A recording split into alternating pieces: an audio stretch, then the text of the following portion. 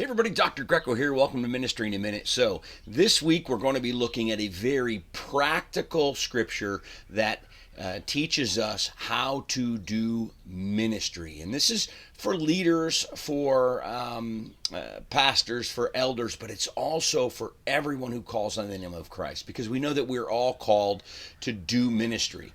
Titus chapter 3.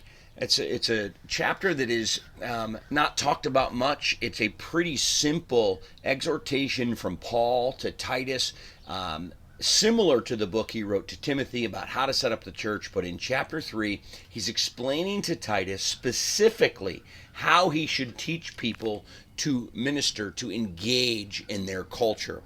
And in this scripture, the Apostle Paul says to Titus, remind the people, so this is written to all of us, remind the people to be subject to rulers and authorities, to be obedient, to be ready to do whatever is good, to slander no one, to be peaceable and considerate, and always to be gentle towards everyone.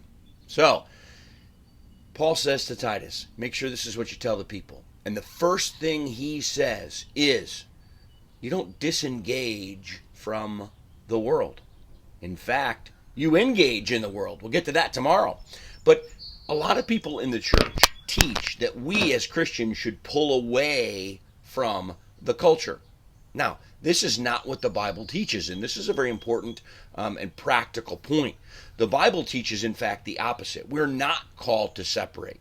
In 1 Corinthians 5, where the Apostle Paul says, make sure that you don't participate in evil practices, he says, don't be affiliated with anyone who's an adulterer.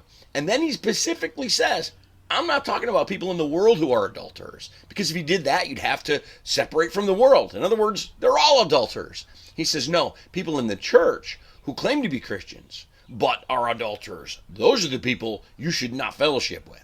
Okay, so he's telling us to judge the church harshly, but not the world. In 2 Corinthians 6, where it says, don't be unequally yoked and make sure that you pull away. He's talking about specifically evil practices.